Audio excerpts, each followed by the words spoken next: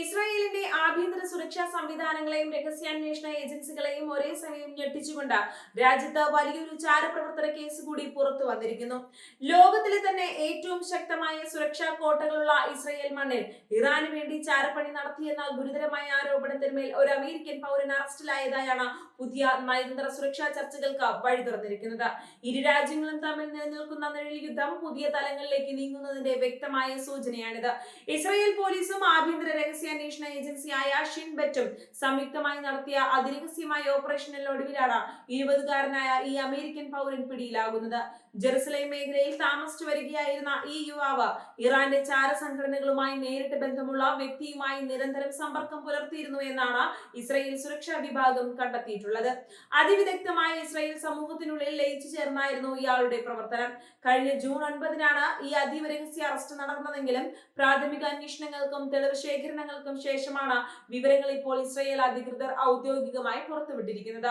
വിദേശ പൗരത്വമുള്ള, പ്രത്യേകിച്ച് ഇസ്രായേലിന്റെ ഏറ്റവും അടുത്ത സഖ്യകക്ഷിയായ അമേരിക്കയുടെ പൗരത്വമുള്ള ഒരാൾ ഇറാന്റെ ചാരവലയത്തിൽ അകപ്പെട്ടു എന്നത് ഇസ്രായേൽ രഹസ്യാന്വേഷണ വിഭാഗങ്ങളെ കടുത്ത ആശങ്കയിലാഴ്ത്തിയിട്ടുണ്ട്. അന്വേഷണ ഉദ്യോഗസ്ഥർ പുറത്തുവിടുന്ന വിവരങ്ങൾ പ്രകാരം പ്രതിക്ക് ഇറാന്റെ ഭാഗത്തു നിന്ന് കൃത്യമായ ചുമതലകളാണ് ലഭിച്ചിരുന്നത്. ഇസ്രായേലിലെ അതീവ സുരക്ഷിതവും തന്ത്രപ്രധാനവുമായ സൈനിക താവളങ്ങൾ, സർക്കാർ സ്ഥാപനങ്ങൾ, വിമാനത്താവളങ്ങൾ എന്നിവിടങ്ങളിൽ നേരിട്ടെത്തി ഇയാൾ ചിത്രങ്ങളും വീഡിയോകളും പകർത്തിയിരുന്നു. ഇത്തരത്തിൽ ശേഖരിക്കുന്ന അതീവ രഹസ്യ സ്വഭാവമുള്ള ദൃശ്യങ്ങൾ ഇന്റർനെറ്റിലെ സുരക്ഷിത ശൃംഖലകൾ വഴി ഇറാന്റെ ഹാൻഡ്ലർമാർക്ക് കൈമാറുകയായിരുന്നു ഇയാളുടെ രീതി. ഇത്തരത്തിൽ ഇസ്രായേലിന്റെ സുരക്ഷാ വിവരങ്ങൾ ചോർത്ത് നൽകുന്നതിന് പകരമായി ഓരോ കൃത്യത്തിനും ഇയാൾക്ക് കൃത്യമായി പണം ലഭിച്ചിരുന്നു. ഏതാനും $10 മുതൽ $100 വരെയാണ് ഓരോ ദൗത്യത്തിനും പ്രതിഫലമായി ഇറാന്റെ ഭാഗത്തു നിന്നും ഇയാൾക്ക് കൈമാറിയിരുന്നത്.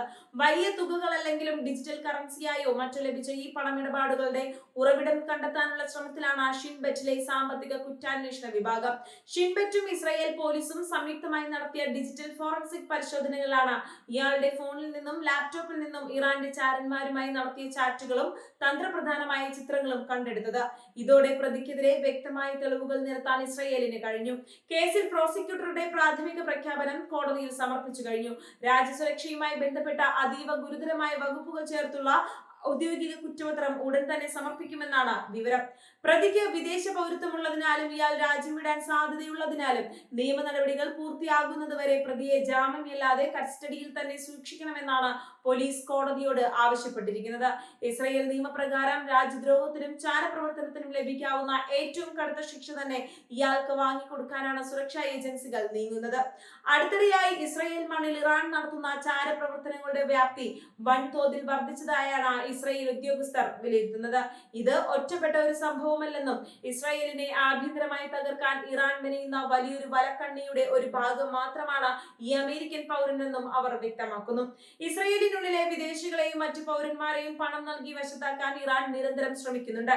കഴിഞ്ഞ വർഷത്തെ ഷിൻബെറ്റിന്റെ വാർഷിക റിപ്പോർട്ടിൽ ഇത്തരത്തിലുള്ള ഇറാനിയൻ ചാരശ്രമങ്ങളെ കുറിച്ച് കൃത്യമായ മുന്നറിയിപ്പുകൾ ഉണ്ടായിരുന്നു. ഇസ്രായേൽ പൗരന്മാരെയും രാജ്യത്ത് താമസിക്കുന്ന വിദേശികളെയും സോഷ്യൽ മീഡിയ വഴിയും വ്യാജ തൊഴിൽ വാഗ്ദാനങ്ങൾ നൽകിയും ഇറാൻ ചാര സംഘടനകൾ കെണിയിൽപ്പെടുത്തുന്നുണ്ടെന്ന് ആ റിപ്പോർട്ട് അടിവരയിടുന്നു. ഇതിന്റെ തുടർച്ചയായാണ് ഇപ്പോഴത്തെ അറസ്റ്റും രേഖപ്പെടുത്തിയിരിക്കുന്നത്. ഇറാൻ നേരിട്ടുള്ള സൈനിക ഏറ്റുമുട്ടലുകൾക്ക് പുറമെ ഇത്തരം രഹസ്യ ചാര യുദ്ധങ്ങളിലൂടെ ഇസ്രായേലിന്റെ പ്രതിരോധ കോട്ടകളെ നിരീക്ഷിക്കാനാണ് മുൻഗണന നൽകുന്നത്. ഇസ്രായേൽ വ്യോമ പ്രതിരോധ സംവിധാനങ്ങളായ അയൺ ഡോം, ഡേവിഡ് സ്ലിംഗ് എന്നിവ സ്ഥാപിച്ചിരിക്കുന്ന കൃത്യമായ ഇടങ്ങൾ മനസ്സിലാക്കുക എന്നതും ഇറാന്റെ പ്രധാന ലക്ഷ്യങ്ങളിൽ ഒന്നാണ്. ഈ വിവരങ്ങളാണ് ഇപ്പോൾ അറസ്റ്റിലായ യുവാവിനെ പോലുള്ളവർ വഴി ശേഖരിക്കാൻ ശ്രമിച്ചത്.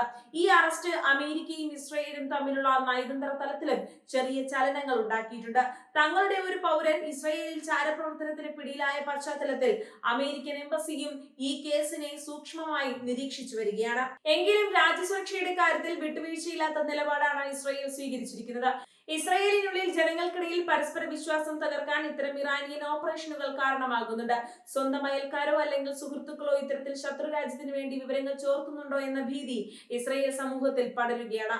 സുരക്ഷാ ഏജൻസികൾ ജനങ്ങൾക്ക് സൈബർ ലോകത്ത് പാലിക്കേണ്ട ജാഗ്രതയെക്കുറിച്ച് കുറിച്ച് പുതിയ നിർദ്ദേശങ്ങൾ നൽകിയിട്ടുണ്ട്. മൊസാദും ഷിൻബെറ്റും ഇറാന്റെ ആഭ്യന്തര കാര്യങ്ങളിൽ കടന്നുകയറി വിവരങ്ങൾ ശേഖരിക്കുന്നതിന് പകരമായാണ് ഇസ്രയേലിന്റെ മണ്ണിൽ ഇറാനും തങ്ങളുടെ ചാരന്മാരെ വിന്യസിക്കുന്നത്. പശ്ചിമേഷ്യയിൽ ഇരുകൂട്ടരും തമ്മിലുള്ള നിഴൽയുദ്ധം എത്രത്തോളം രൂക്ഷമാണെന്ന് ഈ സംഭവം ലോകത്തെ ഓർമ്മിപ്പിക്കുന്നു. അത്യാധുനിക സാങ്കേതിക വിദ്യകൾക്കൊപ്പം മനുഷ്യചാരന്മാരെയും ഇറാൻ ഫലപ്രദമായി ഉപയോഗിക്കുന്നു എന്നതിന്റെ തെളിവാണിത്. അറസ്റ്റിലായ യുവാവിന് പിന്നിൽ പ്രവർത്തിച്ച ഇറാന്റെ യഥാർത്ഥ ഹാൻഡ്ലർമാരെ കണ്ടെത്താനുള്ള ആഗോളതലത്തിലുള്ള അന്വേഷണത്തിലാണ് ഇപ്പോൾ ഇസ്രയേൽ. ഇയാൾക്ക് നിർദ്ദേശങ്ങൾ നൽകിയിരുന്ന സോഷ്യൽ മീഡിയ അക്കൗണ്ടുകളുടെയും IP വിലാസങ്ങളുടെയും ഉറവിടം തേടി അന്താരാഷ്ട്ര ഏജൻസികളുടെ സഹായവും ഇസ്രയേൽ തേടിയിട്ടുണ്ട്. വരും ദിവസങ്ങളിൽ ഈ കേസിൽ കൂടുതൽ അറസ്റ്റുകൾ ഉണ്ടാകാനുള്ള സാധ്യതയും തള്ളിക്കളയാനാവില്ല.